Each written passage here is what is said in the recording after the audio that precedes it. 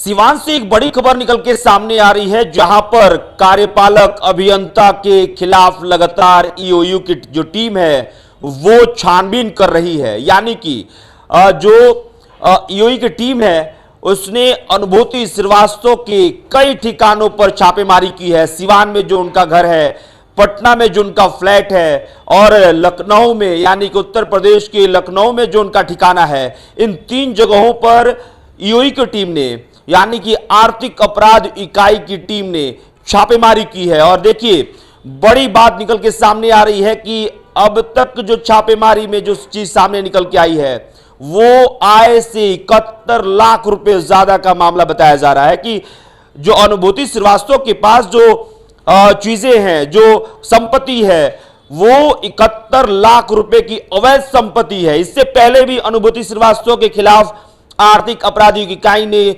छानबीन की थी 2021 में। उस वक्त भी जो मामला आया था वो चौंकाने वाला था, लेकिन वो भी मैं आपको बताऊंगा। लेकिन इस बात को समझ लीजिए कि आर्थिक अपराध इकाई ने जो इस वक्त छापेमारी की है और अब भी छानबीन चल रही है, उसमें 79% यानी कि जो उनकी आय है, जिसे बताया जा रहा है कि उनके आय से 79% जो है उनके पास अवैध संपत्ति है। देखिए, इससे पहले 2021 में अनुभूति श्रीवास्तव को लेकर छापेमारी जब हुई थी, उस वक्त उनके पास से 1,99,00,000 की संपत्ति का आंकड़ा सामने आया था, जिसमें बताया गया कि उनकी आय से 230% ज्यादा की संपत्ति उनके पास है। लेकिन फिर सवाल कि आखिरकार जब 2021 में कार्यपालक अभियंता अनुभूति श्रीवास्तव के पास 230% ज्यादा संपत्ति मिलता है, तो फिर उनके पास वो पद कैसे बना रह जाता है। और उसके बाद फिर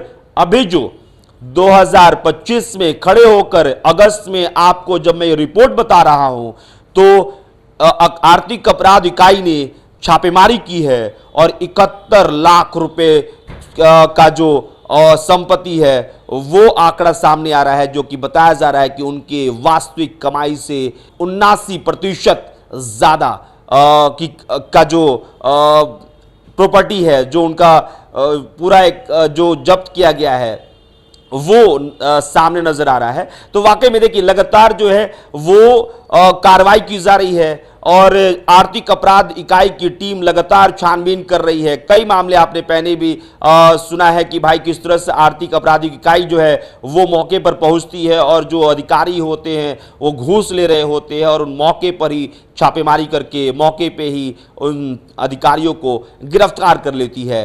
तो ईओयू की जो टीम है लगातार एक्टिव नजर आ रही है और नीतीश कुमार के अधिकारियों के द्वारा लगातार ये खबरें निकल के सामने आ रही है कि वो कहीं ना कहीं बड़ी लेवल पे जो भ्रष्टाचार में है वो संलिप्त नजर आ रहे हैं। बहरहाल देखिए आगे क्या कुछ तस्वीर आएगा। अनुभूति श्रीवास्तव जो कि सिवान में पदस्थापित है, उनके हिस्से से क्या कुछ निकल के आता है, क्या 71 लाख तक ये जो आंकड़ा है वो रह जाएगा या फिर आगे भी बढ़ेगा, देखना दिलचस्प होगा। लेकिन फिर से मैं रिपीट कर रहा हूं कि 2021 में जब अनुभूति श्रीवास्तव के खिलाफ जब आर्थिक अपराध इकाई ने जब छानबीन की थी, तो उस वक्त 230% आय से 230% ज्यादा उनके पास से जो प्रॉपर्टी है यानी कि जो संपत्ति है वो निकला था। और इस बार 79% अधिक संपत्ति जब्त की जा चुकी है। बहरहाल देखिए आगे क्या कुछ निकल के आएगा, वो तस्वीर देशवाणी न्यूज आप तक पहुंचाएगा।